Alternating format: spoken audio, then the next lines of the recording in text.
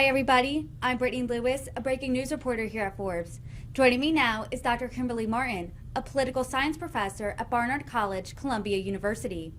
Dr. Marten, the world was really shocked over the weekend after Wagner Mercenary group briefly rebelled against Russian President Vladimir Putin.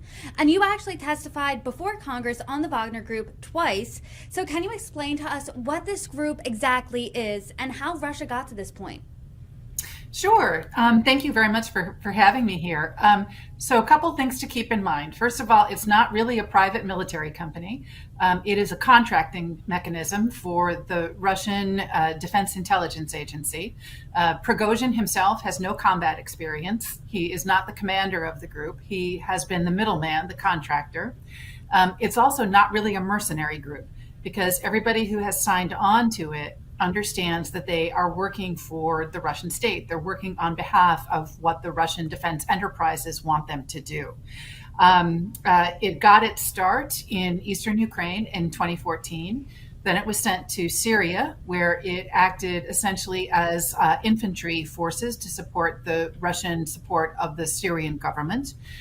Starting in about 2017, 2018, it went into Africa in various places. It is currently on the ground in the Central African Republic and in Mali. There is a small presence, mostly as guard forces of gold mines in Sudan. There is also a force that's supporting a warlord named Khalifa Haftar in eastern Libya. And then it has been playing a big role for the Russian military in Ukraine, especially most recently in the Battle of Bakhmut, where Prigozhin was able to enlist prisoners and give them a release of their sentence and a pardon in return for fighting on behalf of Russia in Bakhmut. The other thing to keep in mind is that there's no evidence that this was actually a coup attempt against Russia. It was a very misguided attempt by Yevgeny Prigozhin to bring attention to his grievances that seems to have failed. You said it's a misguided attempt. Can you explain? Let's take a step back here, and can you explain his relationship with Vladimir Putin? You called him a middleman. It seemed like from reports that they were on the same side. Obviously, that quickly shifted over the weekend. Can you walk us through that? Sure. So Yevgeny Prigozhin began his life as a convict in a Soviet prison. He was an ordinary street criminal who had committed robberies and burglaries. He got out 2 years early, and we know that that probably means that there was some sort of a deal made with what was then the KGB, what is now the Russian FSB. At the time he got out, Putin was the deputy mayor of St. Petersburg, and Putin had responsibility for signing off on all the contracts for businesses. And that's how they first became acquainted. And so Putin would have approved Prigozhin's hot dog stand, and then his grocery store, and then his restaurants in St. Petersburg. And they also had an association with the same organized criminal group in St. Petersburg. Putin began patronizing his restaurants. And then when Putin went to Moscow and joined the Kremlin, he brought Prigozhin with him. Prigozhin became the caterer for the Kremlin. He also got the contract for providing food to the Moscow public school system.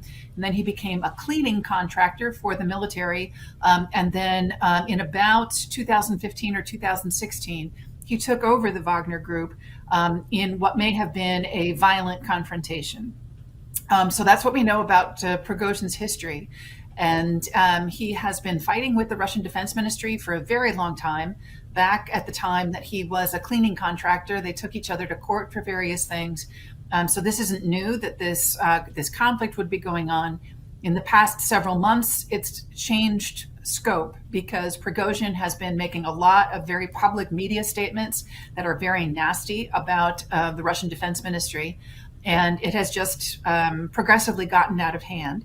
And the way things work in Russia is that you have protection, and the phrasing that's used to describe people who are under the protection of the state or under the protection of the authorities is that they have a roof.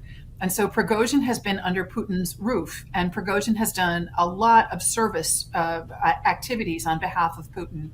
And what has seemed to be happening over the last few months is that Prigozhin's head got too big for his roof.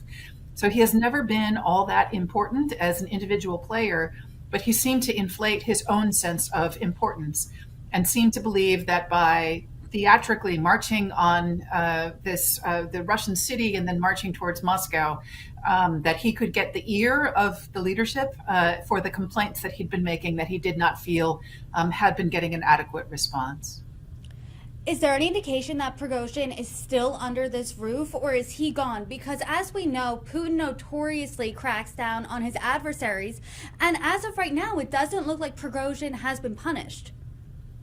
As of yet, he has not, but again, it's a very fluid situation. So here's what we do know.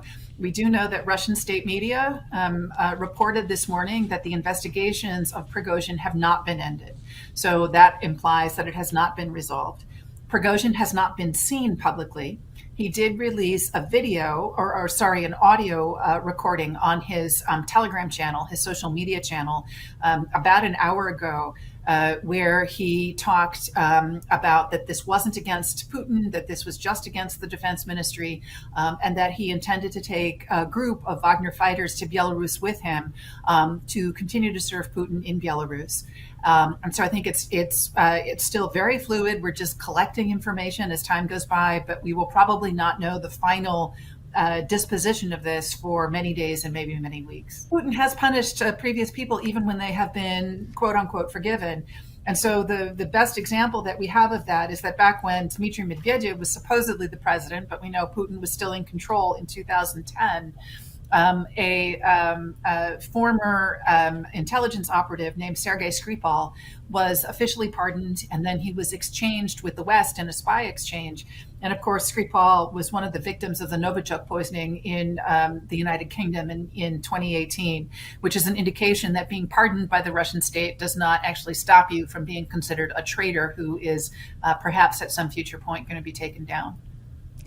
Dr. Marten, I do want to go back to that audio released just an hour before you and I talked, and this is what Prigozhin said according to Al Jazeera. This is part of it. It apparently was about an 11-minute audio clip. We started our march because of an injustice. We went to demonstrate our protest and not to overthrow power in this country. What do you make of that latest statement? So that fits with what we had known up until that point, because Prigozhin has never said anything directly against Putin. He was criticizing Putin's justification for having started the war in Ukraine. One of the most shocking things in terms of looking at the whole progression of Russian events was Prigozhin coming out to say that the justification for the war was false, that Ukraine was not about to attack Russia, and that it had nothing to do with NATO enlargement. So that was a direct swipe at Putin, but Prigozhin never named Putin and never said he was being disloyal to Putin. So that part fits. And what appears to have started all of this getting much, much worse recently was a statement from the Russian Defense Ministry that all of the quote unquote voluntary forces fighting in Ukraine would be put under Defense Ministry contract. Now, Prigozhin obviously already was under some form of contract to the state, but this appears to have been a swipe at Prigozhin, saying that he was going to be put under the control of Defense Minister Shoigu. And that was apparently both what prompted this incredibly vitriolic set of statements that Prigozhin has made in the last couple of weeks, but also was apparently the provocation for the attempt to march into Russian territory and say he was marching for justice.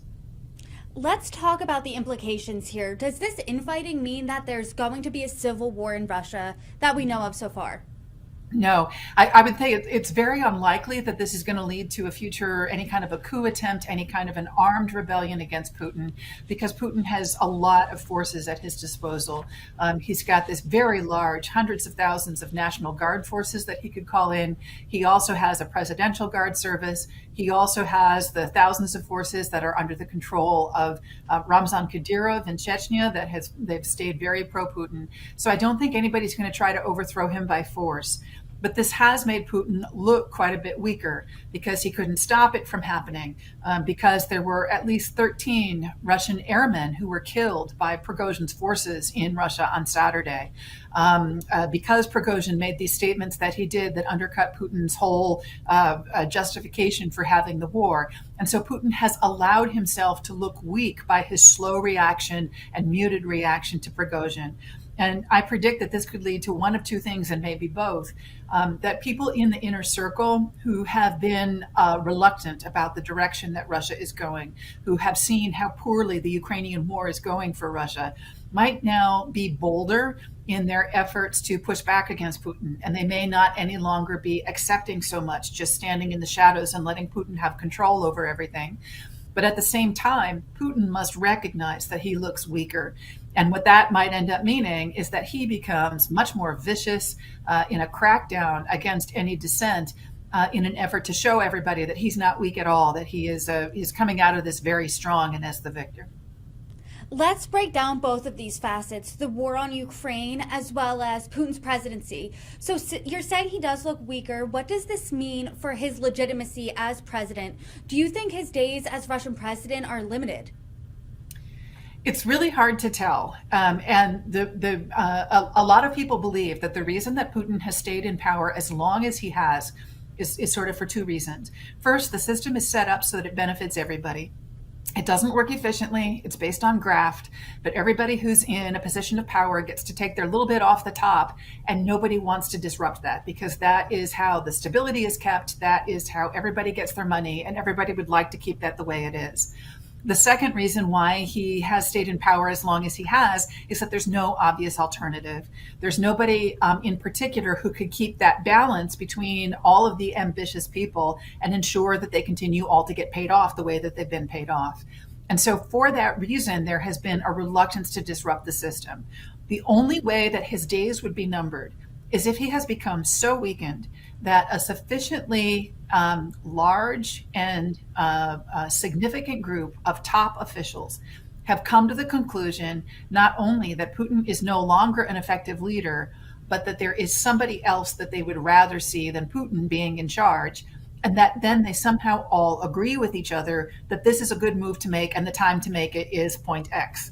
And the problem is, of course, that they're all being watched by the security services. And so nobody can trust anybody else. And so it's not just a matter of getting rid of Putin.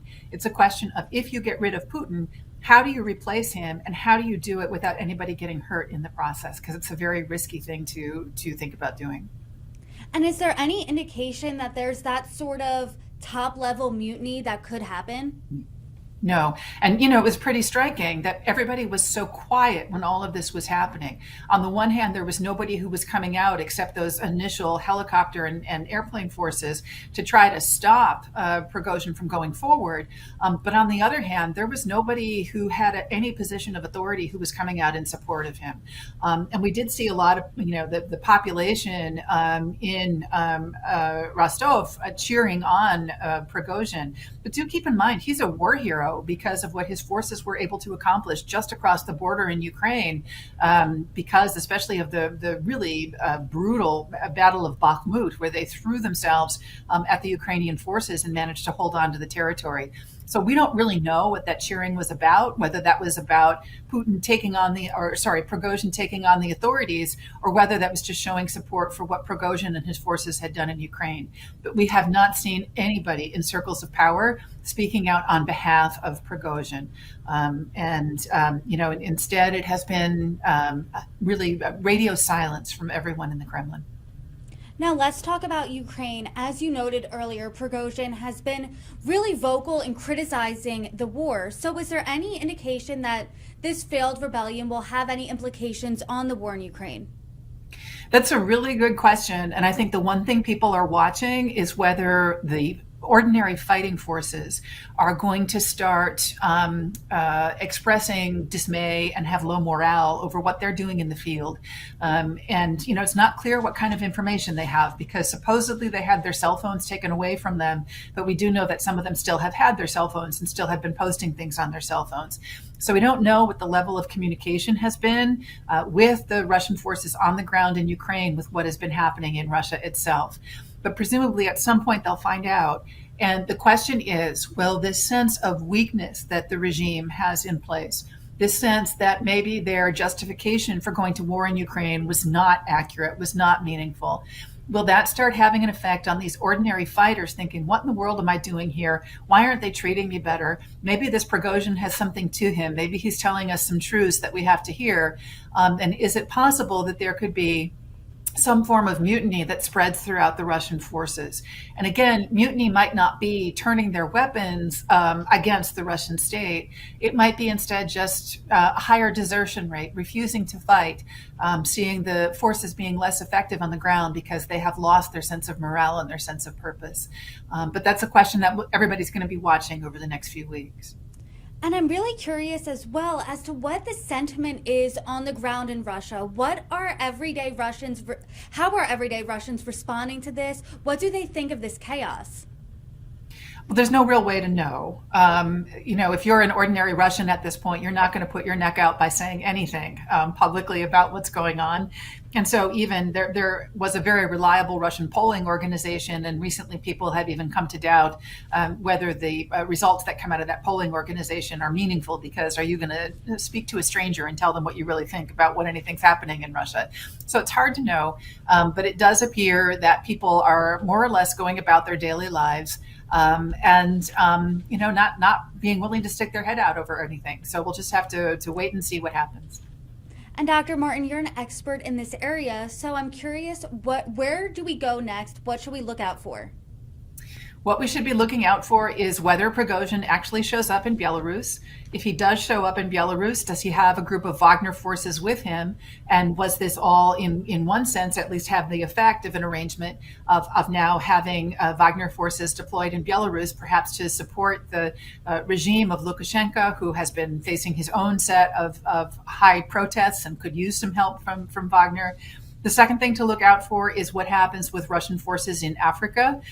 Sergei Lavrov, the foreign minister, just about an hour before you and I started talking, came out with a statement saying, you African leaders do not fear. The Wagner Group is doing good work in Africa. You will continue to be supported. Nothing will change. And then the third thing to look out for is what happens with the high-level representatives of the defense ministry and the general staff. Do we see any shakeup of who those personnel are? Does it imply that Prigozhin actually had some impact? And then I guess the final thing to watch for is this potential for a crackdown by Putin to say to people, I'm still strong, don't think I'm weak. I'm still in charge, and I'm going to show you I'm in charge. Dr. Kimberly Marten, thank you for joining me, and thank you for your insights. Thank you so much. This was a great conversation.